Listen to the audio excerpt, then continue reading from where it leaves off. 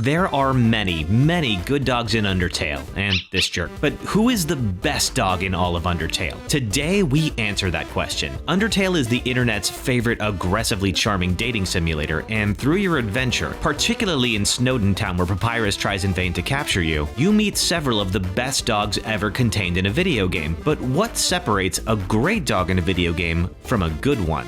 We'll be using a 5-point scoring system to do just that. Starting with the most important question, can you interact with the dog? Not just can you pet the dog, can you play with it? Can you hunt with it? Can you curl up with it? To get this point, the dog in your game must be a living character and not just there for decoration. 2. Can the dog interact with you and/or the world? Dogs can be living chaos demons, and anyone who spent time with one knows they don't just sit there politely when there's trouble to cause. So to get a point here, they can't just be a prop for the player. The dog needs the freedom to be a dog.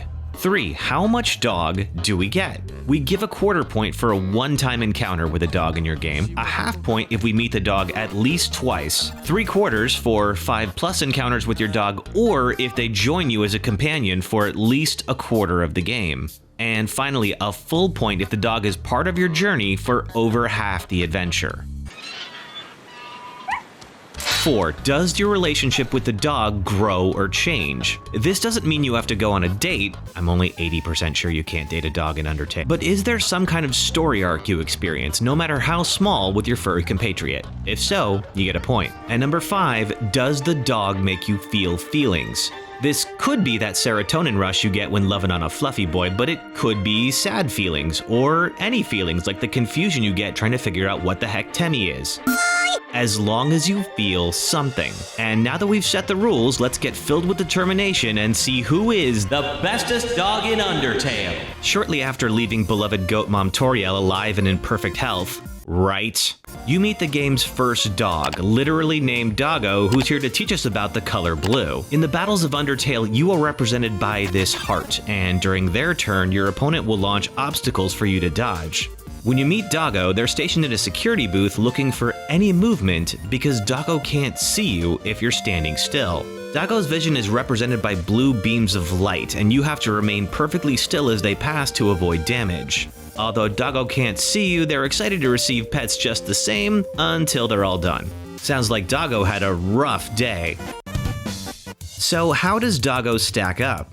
Doggo gets 1 point because yes, we can pet this dog.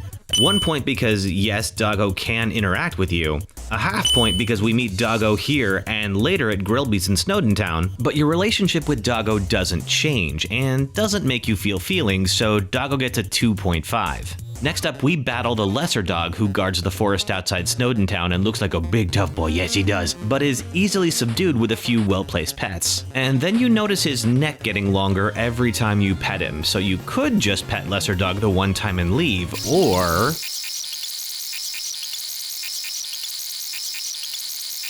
After you eventually spare lesser dog, we find them a few screens over, inspired by the pets you gave to go create some art. And the more times you pet lesser dog, the more inspired they will be.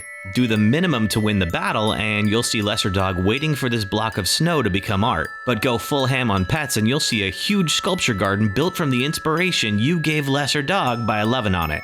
For lesser dog, we gave 1 point for giving it so many pets that the dog bent space and time, 1 point for lesser dog interacting with you and the world, half a point for 2 encounters, and 1 point for making us feel inspired. Dogamy and Dogaressa are a pair of dogs with noses for trouble, who won't let you pet them until you've rolled around in some dirt to smell like a dog yourself. Once they've re-sniffed you and approved your scent, these two are pushovers. While we can interact with this pair and they can interact with us, and we do meet them a second time at Grillby's, we don't know them long enough to have a story arc or feel feelings, so they get a 2.5. Next up, while we look for snow puffs, we find a tail. And that tail belongs to Greater Dog.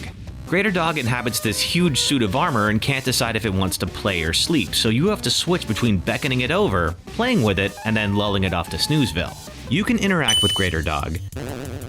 It can interact with you see it again at Grillby's, but we don't have a story arc with Greater Dog, and it doesn't make us feel feelings, leaving Greater Dog with a 2.5. So you would think all the dogs in Undertale are cute, cuddly, and not at all nightmare fuel, but you would be wrong. Late in the true pacifist run of the game, you're let into the true lab of Dr. Alphys, who has been fusing together dead monster souls and injecting them with determination to break the barrier, which is, not going as planned. If you explore all the optional rooms, you find the Endogeny, an amalgamate of dead relatives of all the other dogs, combined into one abomination who wants pets. It wants pets and then it goes to sleep. For real, Alphys, lay off the anime. So for interacting with the Endogeny, letting it interact with us, feeling some very real feelings, but only having one encounter leaves it with a 3.25. After reviewing each contestant's qualifications, it seems Lesser Dog will need a new name because...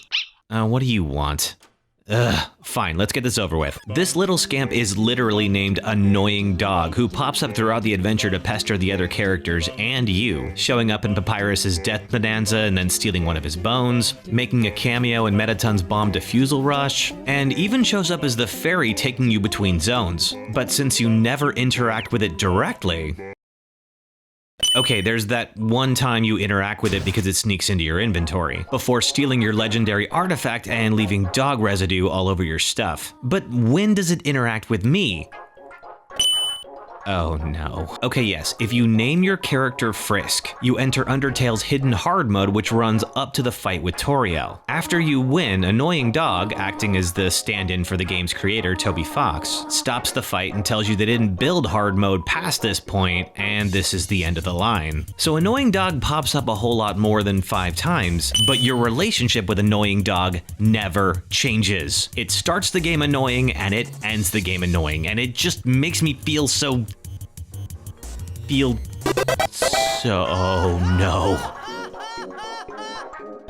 No, that thing has been taunting me for the entire game for like no reason. Oh no, you cannot win again. What are you doing with that? So did we pick your favorite dog from Undertale, or did we bone this up? Let us know in the comments, and if you enjoyed the video, please consider liking, subscribing, and sharing with a friend. Thanks, and have a good day.